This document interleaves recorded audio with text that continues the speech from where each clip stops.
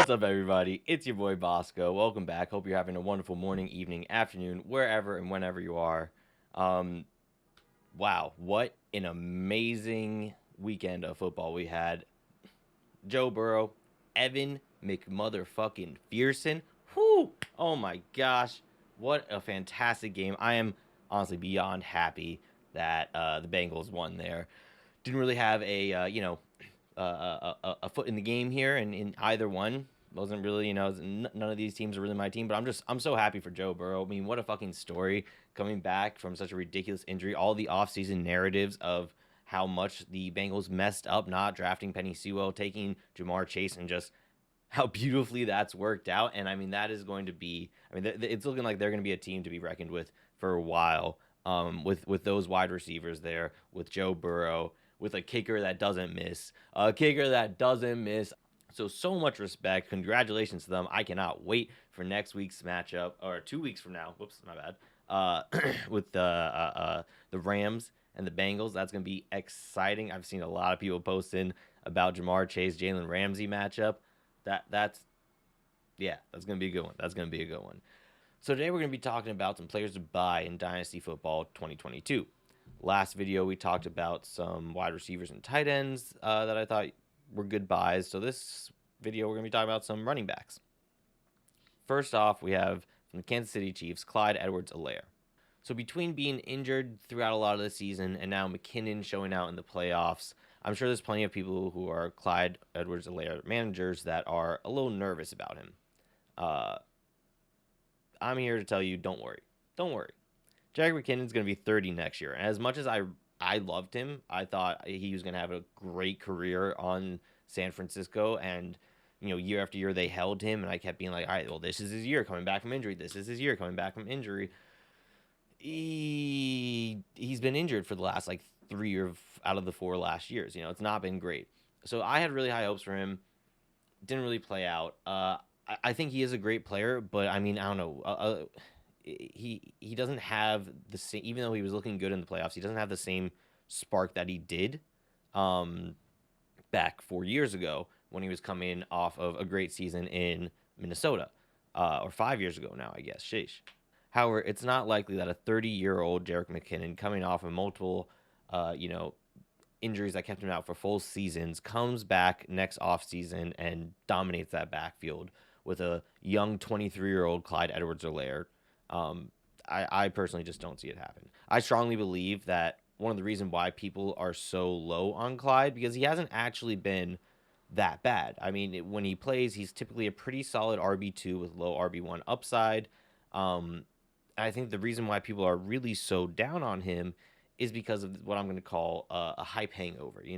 He was so hyped up when he got drafted to the Kansas City Chiefs as the #1 drafted running back. Not only that, but he was apparently handpicked by Patrick Mahomes. Patrick Mahomes said, "I want this guy," and from there, his fantasy football draft capital just skyrocketed up. I mean, I remember a lot of people saying that he was, at the bottom of their top 5, running backs of that year. JT, Swift, Dobbins, Clyde. That's kind of how Akers, Clyde, even. That's kind of how it was going. But then with being drafted to the Kansas City Chiefs, that really changed everything. And he jumped to the top of people's draft boards, the #1 running back off the board for them. And they expected so much out of this player. I think I also kind of saw Kareem Hunt in him a little bit. We wanted him to be this amazing player, right? In an amazing situation, who's perfectly fitted for this offense.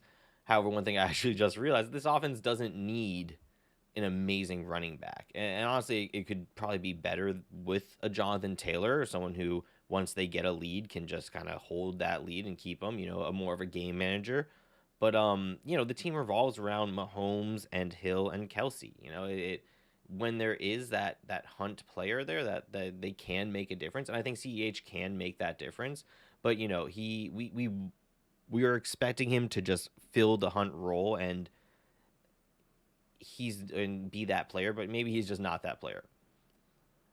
And I think that really has dropped down his value even more so because we expected him to be so much better.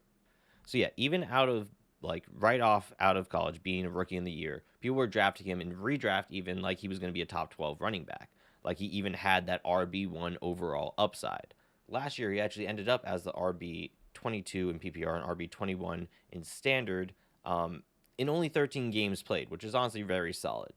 However, this year, with another injured season, and with Jonathan Taylor and DeAndre Swift playing the way they did, and especially with even Cam Akers and JK Dobbins at the end of the year last year, a lot of people are really looking at Clyde Edwards-Helaire as a bust. I think there is a big narrative around, is CEH even good? And I do think he's a good running back. Again, I don't know if he is, going to be the next Kareem Hunt, because I personally think Kareem Hunt is an amazing running back. I think he can be a big body guy. He's very elusive. I don't know if CH can do that, but that's not what I'm arguing. It's clear that he's probably not going to do what Kareem Hunt did there, and what Derrick Henry or Jonathan Taylor are doing in their places. But he's still a Chief. He's still a part of this team. He's still, I think, going to be the running back one there come next year. And you want those players on your team. He's going to be 23. He's so young. They've got him there for 5 years. I think he has a lot of room to grow. And I think he's a solid running back, too, with running back one upside. Which, if you just adjust your perspective on him, stop thinking of him as this, the 101 from last year's draft, and start looking at him for what he really is, I think it's a good buy here. Again, we just need to adjust our expectations for Clyde. If we stop looking at him as this guy that should be an RB1, potentially the RB1 on the Chiefs, right? Because he's on the Chiefs. And we start looking at him as someone who is going to be a very solid RB2 with RB1 upside because he's on the Chiefs, then I think it's a lot easier to kind of figure out that price for him. So personally, what I would pay for him, I would easily give up a late end first, maybe like Miles Sanders and an early second, mid to late first. Someone like Jerry Jeudy, Claypool, Ayuk, maybe a second on top, something like that. I think those are some solid trades, depending on your team's needs and whatnot. Keeping youth in the trade as well. On the other hand, if you really want to sell him, you can use all these points to make him seem like a good buy for the other person. And, remind them that he hasn't even played a whole season yet, right? He's had 13 games last year, 10 games this year, not even 10 full games. He got injured during some of them.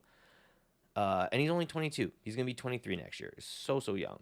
People talking about Najee Harris being concerned about him and his age. Clyde literally, he's got, 3 years on Clyde, 2 years on Clyde. And if you're looking to sell him, I'd pretty much just want what I would buy him for, just a little bit more. So, Sanders and a late first instead of an early second. Jerry Jeudy, Claypool, Ayuk, and a mid to early second instead of a late one or an early third. Obviously these are subject to change, but just wanted to give you a sense of what I think he's worth. Yeah.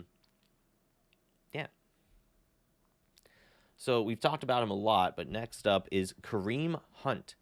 Out of the 5 seasons in this league, he's been a top RB in 3 of those years. The other 2, he only played 8 games. So any year that he's played more than 8 games in a season, he's been a top 10 RB. And one of them was at the same time that Chubb was also a top 10 RB in the same year. He still has a year on his contract with the Browns, and I doubt they trade him. But if they do, that's even more upside because he can most certainly be the RB1 of a team or play really well in a committee, as we've seen. If they don't trade him, he's only going to be 27, 28 by the time he's done with his contract with the Browns. And he could definitely end up on another team after that with a great contract or still on the Browns running with Chubb. Hunt is an extremely elusive running back and has a play style that I would think would garner him, having a longer career and being able to play longer. He's not taking as many hits. He has more like Kamara. He has less wear on his tear. He has less wear and tear on his tires, and his style of play really does complement being in a running back by committee type of role, which also complements him taking less hits. And I think more of the style that a lot of NFL teams are going towards. They realize that unless you have this Jonathan Taylor or this Derrick Henry or this Christian McCaffrey, and even when you have those players, it's hard to put the full workload on them. And it's great when you have two amazing running backs that you can switch in on first, second, and third down, and just give your running back a breather. Give one guy a breather for the other, so that they can each be explosive. I mean, that's how the Browns do it. Is that come third, fourth quarter, one of the running backs ain't gassed because the other one's been doing more of the work, or neither of them are that gassed because they've been sharing all that work. It's I think a really smart way to do it. I mean, obviously not everyone can be Derrick Henry where, momentum does a lot of that work for him, big motherfucker, and he can wear down the other team. He can really wear down the other team. Overall, Hunt is a really amazing running back who has a ton of upside in his current situation and even the potential situation of going to another team. And he's perennially undervalued because of Chubb being there, because of him being seen as the 1B to the 1A, where in reality, it's really just 1A, 1A. I mean, both of them are extremely capable. They have different skill sets that lend themselves perfectly to the team in their own special way. And every year, they're pretty much back-to-back in ranks by the end of the year. And yet, during the draft, there's such a discrepancy. In their perceived value, there's such a discrepancy. But Hunt is clearly a high-end RB2, low-end RB1 with even more upside. Like a lot of the offseason buys I've been talking about, Hunt was injured towards the end of the year. Or, I mean, he was pretty much injured for 2/3 of the year. So I want to go and get him before people are able to remember how good he is, while he's not really at the forefront of their mind and before he gets back there. I would happily pay a back end first or a decent player, again, like a Sanders in a second for him. I think he's easily one of the better running backs in the league still, and I think his perceived value is a lot less than his actual value. All right, so lastly, we've got someone who I think is maybe a little bit more obvious of a buy, but I'm going to tell you to go do it. I'm going to say it's okay to go do it, and that's JK Dobbins. Now, the Ravens have been the number one running offense in the NFL in 3 out of the last 4 years, and even when they weren't the number one, they were still like the second or third best running team in the NFL. We saw multiple running backs have success in their backfield this year, from the likes of no-name Tyson Williams, Patrick Richard had a game, Ricard or something, and then old and busted Devonta Freeman even did pretty well. But we all know none of these guys are even close to Dobbins. Even remember back to once Dobbins got injured, the hype that there was for Gus Edwards. Just a semi-capable running back who was going to step into this role. The hype was insane. He was being drafted as a top 16 running back in redraft, and pretty high in Dynasty as well. Literally just because he was on the Ravens. And I mean, Gus Edwards is fine. He's good, but he's definitely no Dobbins. This team is begging for a solid RB core right now. And Dobbins and Edwards can definitely come back next year and be that. Dobbins will not only most likely get first and second down work, but he's certainly going to be the receiving back for the team, getting all of that extra work as well. Now, where Gus Edwards might be the bigger bruiser type running back, might get some goal line work, that's fine. That's okay, because JK Dobbins is going to be able to make things happen. He's going to be able to exceed with his playmaking abilities and his efficiency. And especially in leagues with some type of PPR settings, that just gives him that extra bump from those receptions that he'll be getting. I would 100% be willing to pay pretty much the 103 and down from him. I would pay up to the 103 for him. Even the 102, if I don't like where Breece Hall lands and I have that pick and I want to take a running back with it. I would even give like the 103 and maybe a lesser player like of that Dylan Pollard range, something like that.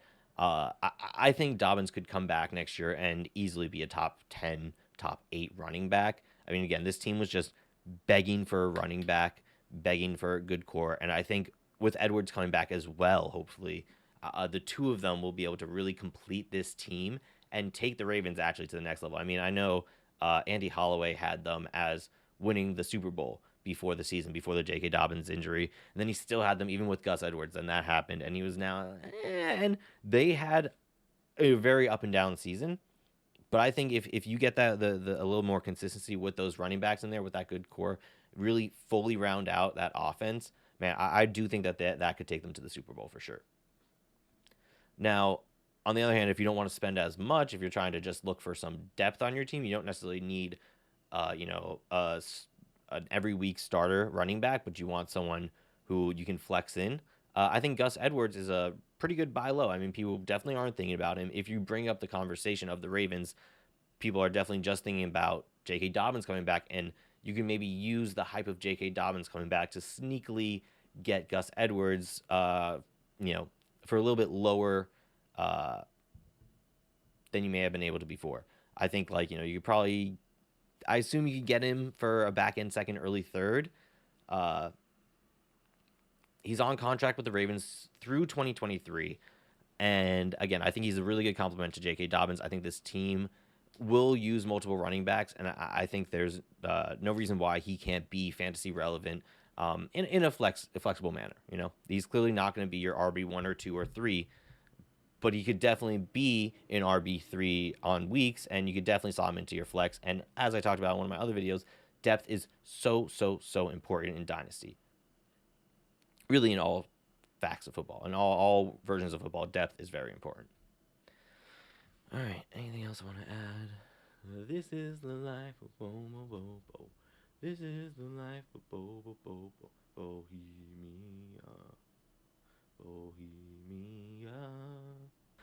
All right, well, that's it for today. As always, thank you so much for hanging out. I hope you enjoyed. Check back in for more content. Drop a like, drop a subscribe. It means a lot. Check that bell so you get notified when I post another video. We're gonna keep going talking about some fantasy stuff, and also on the channel we do a lot of video game playing and other things. I stream pretty much every night at twitch.tv/TheBosco, where we play all sorts of games from FPS shooters to social deception games, role-playing games, puzzle games. Team fight tactics is a big thing that I play. Playing some Yakuza Like a Dragon recently. We're doing all sorts of stuff over there, so come over, hang out. Your company's appreciated. And hey, I'll catch you next time. Peace out. This is the life of Bo. This is the life of Bohemia.